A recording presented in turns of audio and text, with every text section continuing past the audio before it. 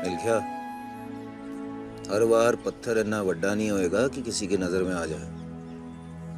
जम के मेहनत करनी है इन्नी कि कोई कंकर पत्थर तेरा कुछ बिगाड़ ही ना पाए। आओ जी। चल फिर आजा। आई शाबाश यार। Good evening, friends. Today UPSC released the mains results 2023. Today evening is the evening of celebration for many students, but for majority of the students, today it may not be the day of joy and celebration. At least today evening. जो लोग जिन्होंने clear किया है, I wish them good luck for the next stage of the examination, the interview stage, and I hope they do well. मगर जो लोग mains clear नहीं कर पाए, they must be feeling a kind of a feeling of rejection, a setback, sense of worthlessness. बहुत लोग बहुत seriously भी ले जाते हैं रिजल्ट को। देखिए, हर आदमी ने ये बात बोली हो कि today is not the end of the world and this and that, जो सच भी है। दुनिया खत्म नहीं हो जाती है, मगर हम उस चीज़ पे इतना ध्यान लगा देते हैं कि हमें लगता है इस चीज़ के बाहर दुनिया है ही नहीं। और ये एग्ज़ाम के ऊपर भी अप्लाई होती है। एग्ज़ाम लाइफ का पार्ट है, एग्ज़ाम लाइफ नहीं है। पहली बात तो जो लोग IAS की तैयारी नहीं भी कर रहे हैं वो भी दुनिया में अच्छा करते हैं। अब मोदी जी IAS थोड़ी ना है, मगर IAS से कहीं बड़े दर्जे पे हैं। तो आप ये मत समझिए कि एक ही चीज़ है जो दुनिया में आपको मुक्ति दिला सकती है। आप अपनी एफर्ट्स डालिए और आज नहीं तो कल आपका सिलेक्शन हो ही जाएगा। अगर आप डेटा की बात करें, यूपीएससी की खुद की रिपोर्ट बताती है कि जो सिलेक्ट हो जाते हैं कैंडिडेट फाइनली, जो फर्स्ट अटेम्प्ट में सिलेक्ट हो रहे हैं, वो 8.4% का सिलेक्शन रेशियो है। टोटल कैंडिडेट्स में से 8.4% है जो पहले अटेम्प्ट में अपना एग्जाम क्लियर कर रहे हैं। और ये जो परसेंटेज है नेक्स्ट अटेम्प्ट और नेक्स्ट टू नेक्स्ट अटेम्प्ट में बढ़ जाता है। 18%, 20% हो जाता है सेकेंड अटेम्प्ट में और थर्ड अटेम्प्ट में। तो समझ में क्या आता है? समझ में ये आता है कि हर बच्चा पहले अटेम्प्ट में एग्जाम नहीं क्लियर कर पाता है। कुछ को दूसरा अटेम्प्ट भी लगता है, कुछ को तीसरा भी लगता है, चौथा भी लगता है। एक सेटबैक से आप ये मत समझिए कि अब इसके बाद कुछ हो ही नहीं सकता। बहुत सारे स्टूडेंट्स से हर साल होता है, किसी एक का नाम लेने की जरूरत नहीं है। हर साल ऐसे बच्चे होते हैं जो थर्ड अटेम्प्ट में टॉपर्स बन जाते हैं, रैंक 3, रैंक 4, फोर्थ अटेम्प्ट में रैंक 3, रैंक 4, रैंक 1 लेके आते हैं। अपने आप को दूसरों से कंपेयर मत कीजिए। भगवान ने सबकी डेस्टिनी लिखी है, आपके लिए भी बहुत अच्छा लिखा है, मगर अच्छा तभी मिलेगा जब आप इस बच्चे की तरह दोबारा से खड़े हो जाओगे। एक बच्चे को भी देखो, वो गिरता है तो थोड़ी ना कोई से मोटिवेट करता है, वो खुद खड़ा हो रहा है। इस बच्चे की तरह खुद को खड़ा कीजिए। अगर आप खुद खड़ा नहीं होते हैं तो दूसरा भी आपको खड़ा करने नहीं आएगा। भगवान भी उसकी मदद करता है जो खुद की मदद करना चाहता है। दूसरी बात, आप सोचते होंगे अब दोबारा से वो साइकिल रिपीट होगी, प्री देंगे फिर मेंस देंगे। आप ये समझिए प्री है ही कितना दूर। मई में प्री है तो इफेक्टिवली आपके पास 4 ही महीने हैं। 4 महीने बाद प्री है। अब आपके पास टाइम ही नहीं है सोचने का। आप प्री की तैयारी में लग जाइए जो अगला अटेम्प्ट आपका है। साथ में मैं आपको बोलूंगा, काफ़ी लोग ऐसे होंगे जिनका ये लास्ट अटेम्प्ट ही था, अब और अटेम्प्ट नहीं है। उनके लिए PCS अभी भी खुला है। PCS में भी कई जगह पे ऑप्शन हटा दिए गए हैं, तो यहाँ की तैयारी वहाँ पे आपको यूज़ हो जाएगी। सिर्फ स्टेट की थोड़ी सी एफर्ट मारनी है आपको, स्टेट के लिए अलग से पढ़ना है। जो भी PCS है, यूपी है, हरियाणा है, मध्य प्रदेश है, उड़ीसा है, जो भी है आप उसकी पढ़ाई कीजिए। PCS में आप एंटर करते हैं तो शुरुआत में आप वही पोजीशन होल्ड करेंगे जो IAS IPS करते हैं। हाँ, प्रमोशन थोड़ी स्लो होती है बट उससे कोई खास फर्क नहीं पड़ता है। That is also respectable job, respectable position. तीसरी बात, आप कुछ सीख ही रहे हैं।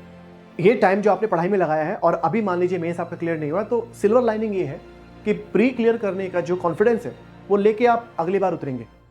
उस कॉन्फिडेंस को अपने फेवर में यूज़ कीजिए। और अगर मान लीजिए मेंस में कोई कमी रह गई थी, आंसर राइटिंग में कोई कमी थी, ऑप्शनल तैयार नहीं था, या GS कंप्लीट नहीं कर पाया, करंट अफेयर्स कंप्लीट नहीं था, उसको आप इस बार भरिए। वो कहते हैं कोशिश करने वालों की हार नहीं होती। मगर कोशिश करने का मतलब ये नहीं कि वही साइकिल रिपीट कर रहे हैं, वही नोट्स खोल के बैठ गए हैं, बस वही पढ़ाई कर रहे हैं, एग्जाम दे आए हैं। ये देखो कि गलती कहाँ है। क्या मैं आंसर राइटिंग में गलती कर रहा हूँ? क्या मेरे पास फैक्ट्स अवेलेबल नहीं है? और कभी कभी ऐसा भी होता है कि आप गलती ज़्यादा नहीं भी कर रहे होते, मगर एक्स फैक्टर ऐसा होता है कि उस बार कैजुअलिटी हो गई, कोई बात नहीं। कितनी बार ऐसा होगा? अगली बार जीतोगे। अपने मोटिवेशन को, मोराल को, पॉजिटिविटी को खत्म मत हो जाने दीजिए, क्योंकि अगर आप इसको पुल डाउन करेंगे तो पूरी दुनिया तो तैयार बैठी है आपको पुल डाउन करने के लिए। Don't pull yourself down, the world is waiting to pull you down. Push yourself, throw yourself, be ruthless to yourself for some time period. और 1 या 2 दिन का रेस्ट ले लो। ज़्यादा है आप 1-2 दिन बाहर घुमाइए और उसके बाद रिलैक्स फील कीजिए। थोड़ा न्यू ईयर सेलिब्रेट करो। जिंदगी को सेलिब्रेट करना मत छोड़ दीजिए, बिकॉज अगर आप कर देंगे ये सब, वो कहते हैं ना साधु बन गया, सन्यास ले लिया। सन्यास लेने से ब्रेन पे जोर आता है और कुछ नहीं आता है। वर्ल्ड को एंजॉय कीजिए, दोस्तों के सर्कल में थोड़ा उठिए बैठिए, मगर उनसे कुछ सीखिए। Don't make a circle which feed negativity in you. अरे यार तुझसे नहीं हो पाएगा, तेरे अंदर वो बात ही नहीं है, या वो आपको मिसगाइड करते हैं। अच्छे फ्रेंड का सर्कल बनाइए जो आपकी नेगेटिव या वीकनेसेस को आपको एक कंस्ट्रक्टिव वे में प्रेजेंट करे कि तुम्हारा आंसर राइटिंग ठीक नहीं है। या तुम करंट अफेयर्स में वीक थे इसलिए तुम्हारा मेंस नहीं निकला, क्योंकि जीएस में करंट अफेयर्स का बहुत बड़ा इनपुट आता है। Polity, economics, even geography, environment में करंट अफेयर्स का बहुत बड़ा इनपुट है। अगर वो वीक था तो हो सकता है कि मेंस में दिक्कत आई हो, ऑप्शनल कंप्लीट ही ना कराओ, मेंस में दिक्कत आई हो, या आंसर राइटिंग नहीं आती है, मेंस में दिक्कत आई हो। एससे हो सकता है एससे उतना अच्छा ना गया हो। थोड़ा कोशिश कीजिए, एनालाइज कीजिए, कमियां मिलेंगी उस पर काम कीजिए। तो आज अगर आप 10 स्कोर करते, अगले मेंस में आप 15 स्कोर करेंगे, और अगर आप इस बार का रैंक आपका 200 आता, हो सकता है अगली बार रैंक 2 या रैंक 1 आए। तो उस जज्बे के साथ, उस जोश के साथ आप दोबारा से तैयारी कीजिए, जिसका लास्ट अटेम्प्ट था पीसीएस। साथ में अगर लास्ट अटेम्प्ट नहीं भी है तो मेरी आप सबसे रिक्वेस्ट है, अगर कोई और एग्जाम साथ साथ आप दे सकते हैं तो आप दे दीजिए। इसका मतलब ये नहीं कि आप यूपीएससी से अपना नाता तोड़ रहे हैं। इसका मतलब ये है कि जब तक सिलेक्शन नहीं होता तब तक एक कॉन्फिडेंस बूस्ट करने के लिए एक नौकरी आपको मिल जाएगी। एसएससी पास करके रख लीजिए, ज्वाइन मत कीजिए, मगर कम से कम एग्जाम दीजिए, आपकी तैयारी रिफ्रेश होती जाएगी। एसएससी का एग्जाम दे दो, अगर एज है तो, नहीं है तो पीसीएस दे दो। पीसीएस सिलेक्शन होने से यहाँ पे आपके इंटरव्यू मार्क्स में पॉजिटिव इफेक्ट आएगा। वो पूछते हैं कि प्रीवियस सिलेक्शन कहाँ हुआ था। सो what I say is that don't give up, start again, don't stop enjoying life. जीना मत छोड़ दो, जीते रहोगे तो रिजल्ट भी आता रहेगा। और इस बच्चे की तरह इससे कुछ सीखे, जैसे ये गिर के खड़ा हो रहा है, आप भी दोबारा से खड़े होइए। अभी दुनिया और भी है, जहान और भी है, बहुत चीज़ें आपको जीतनी है, और सबके साथ अप डाउन चलता रहता है। लाइफ मैराथन है। आज आप थोड़े पीछे हो, कल आगे निकल जाओगे।